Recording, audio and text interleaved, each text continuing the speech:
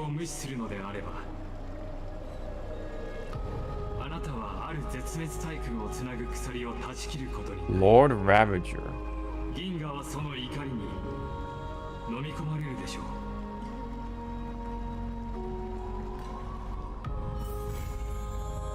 Oh my god. Well, damn. Holy shit. My god. It definitely went on longer than I thought, man. Alright. Well. Now that the story is actually done. I thought it was kind of a mixed bag overall. I think it did get a little better by the end, but the bloatedness is still there, especially during the Anaxa Cersei's talk, but it was like kind of littered throughout the whole experience. This is still an issue from, I mean, you could argue from Pinacone, but it became very much more apparent in Amphorus here, somehow. Starting from 3.0, 1.1 and 2 now are still showing the same thing, despite them addressing and showing that they are aware that people have that sort of request to make the story more digestible, whatever, right? And then they were saying about like reducing the dialogue, the black screens and all that stuff, and then people were going bonkers over the whole white screen thing. The black screens are still happening.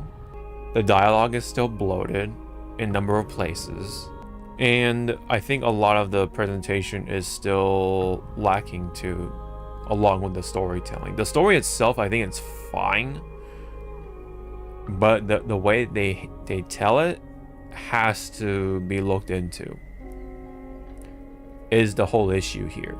You know, I found, you know, the whole Caster's thing entertaining, and then I'm still kind of confused what's going on with Anaxa. Like, okay, he wanted the theory to be proved right, and then I guess it was proven right that, oh, I guess he was looking into this to see if the Crisis heirs eventually become the Titans, and whether it be in the next lifetime or whatever, right? And that is true. And this world apparently goes through cycles, right? So even though some of these characters are either gone or dead or, you know, fulfilling their duty, whatever, right? Because how the world works here, we're gonna see them again somehow, and they're not really dead. So it still kind of like follows the rule, I guess, nowadays for Hoyo characters to not die, really. Well, at least 5 stars anyway. So the fact that Anaxa is still going to be pullable means he has to appear somewhere in the story later on, especially once Finan makes his debut as a playable character, you know. And there also was another character with the violin, and apparently she's dead. And we have also Finan's childhood friend, who also is dead. She got stabbed by the Flame Reaper. But with that, the whole cycle thing in mind, we're likely going to see them again. And I would like to even add on to that, right? Like to even take that to the next level in a way. I think Meme, or whatever that little companion is that's with you, is that childhood friend of Finan.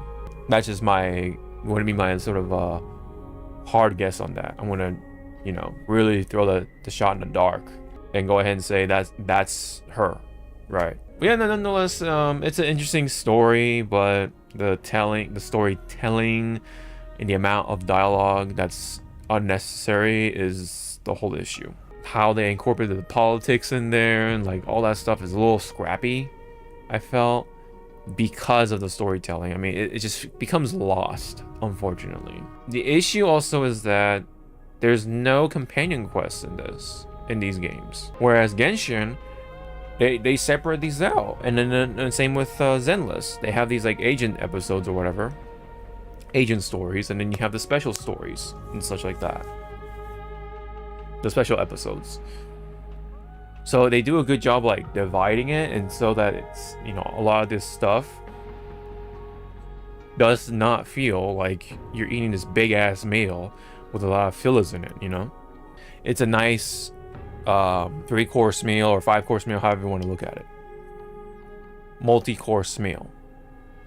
Whereas this expects you to eat the whole thing that's on your plate, and there's like a shit pile of food, you know, and it's not even like necessarily the best food either. It's just filled with a lot of filler. But and by the time you get to the actual good stuff, right, that's the stuff that the parts that are actually good, you're already feeling full, so you're not gonna really get the full experience. You know, you ever like put a lot of food on your plate, and then you finally get to the actual good stuff, like your favorite like part of the meal, but because you feel pretty full by then, you're just kind of like, you know, you're not like getting the full like pleasure out of it, you know what I mean? That's how I kind of feel about with Ampharos right now. I think that's what's happening here. And you know, who knows if they'll actually start to do these changes, right? Maybe they are trying to do these changes, but maybe 3.2 is not the change, because by the time they announced that, I think 3.2 was already done, or they're not gonna like change it up, right? So maybe 3.3 or 4 is the start of these actual changes. I think that's what's gonna happen. And especially by the time the Fate collab is going to come around, that should be when a lot of these changes are fully implemented, hopefully. Maybe that's just me coping or whatever, call it what you will. That's just my little guess anyway. But yeah, other than that, I mean, the stuff with Hyacinth was kind of interesting. Anaxa was kind of interesting. Castris I found the most compelling, right, out of all these stories, of course, thankfully. Especially as someone who did pull for her, you know. A little sour taste in my mouth, like I said, because of the whole passive situation. But, you know, it is what it is, I guess. But, yeah. I mean, it's the world itself, I think, is interesting. With the whole, like, okay, you know, we gotta just accept our duty and destiny and stuff like that. But how we are getting there is such a slog. It's very bloated, you know. Like I said, you have so much on your plate, it's hard to get that good experience at his whole thing. And yeah, the combat stuff was very lacking. Hardly any of these like fights, you know, throughout the whole thing. There's just a lot of talking, and this is that, and you know, the only one I can tell you right off the bat was the Flame Reaver, but I think that was back in 3.1. And then here, of course, with Pollux, right? That's obviously right, but that was like right at the end, you know. There wasn't like anything worth noting when it comes to the other battles. It's just like a bunch of bad guys or elites and cronies and all that shit. And a lot of, like, you know, a lot of scenes that should have been animated weren't.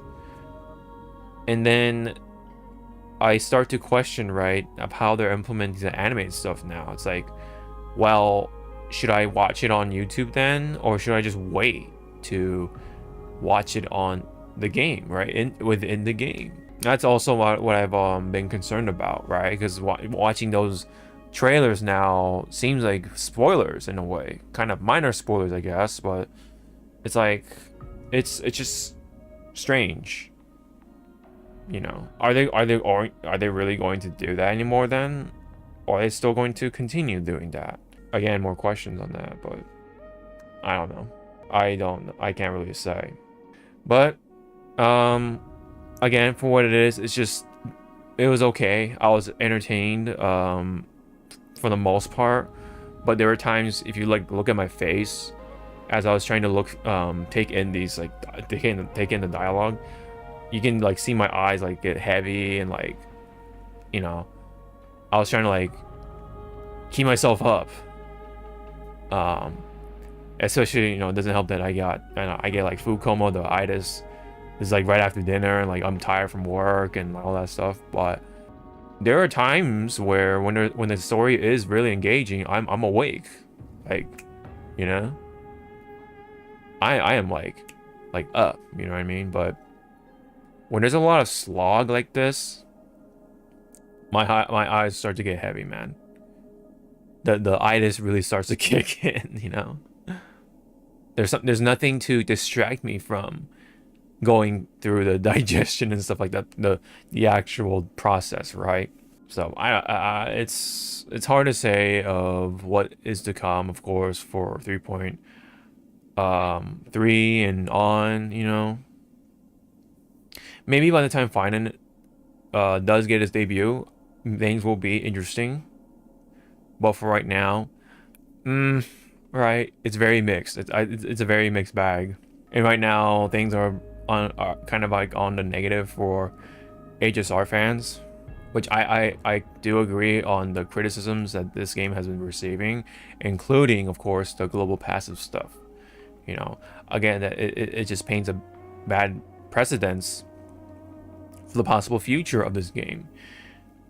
Because, again, I'm going to say it again, you know, if you're going to have a character with a global passive that revives people at least once per battle, even outside the team, as long as they're on your account, which yet, by the way, I have yet to witness that, so I don't know what's the range on that. But if that's the case, you know, what is to say that how they're going to sell the next character, right? That means their global passive will have to be crazy too, and a boss, the memory chaos or whatever, and outside of that, with the combat content to match that, right? They have to match it, because what they're essentially doing is creating a problem and selling you the solution. That's how these games have always worked, right? More so than others. And it's really showing here. It's very apparent here. And that's kind of concerning, because I really like this game. I do. I really like the whole vastness and the cosmos and all that shit. These characters are great. These are awesome characters, right? Well designed visually, and their personalities are lovable. Whatever, right? Whether they're super tropey or very, you know, much from like this anime or whatever it is, right? But for what it is, I like it, and that's what matters to me at the end of the day. But if we're gonna have stuff like this, it's definitely gonna make it hard, and so I want to criticize on that as well. But there are people out there who just say yes all the time, and they're not doing a good job to let the people know, let the devs know, like, hey, these aren't they're not the greatest changes or whatever. That, you know, fix it up. There are improvements to be had. But if they don't know, they just gonna keep potentially ruining the game little by little, and until it's too late. Hey, are there worse things out there? Sure, when it comes to gacha games, but I don't want this to be leading that path. Speaking of paths in this game like this, but anyway, I'm blabbering on this point. I'm gonna let you guys go. Thank you very much for anyone who dropped by the stream. I do appreciate it. And then for those who watch this in the VODs, really do appreciate it as always. Well, this is done. So I'll take a little break until, you know, something comes up again. Like, hey, you know, I'm gonna stream the Memory of Chaos, and maybe what was it? The Abyss, right? Spiral Abyss for Genshin, or this and that, whatever. Maybe some of the event stuff for ZZ, right? I haven't done those yet, so I could do that. But other than that, thanks for your time. Hopefully, maybe I'll make a video out of that little rant I did. But anyway, that's all I got. Thank you very much. Before I go, remember to stay safe, take care of yourselves, have a good night, and with that, I hope to see you all in the next video or stream.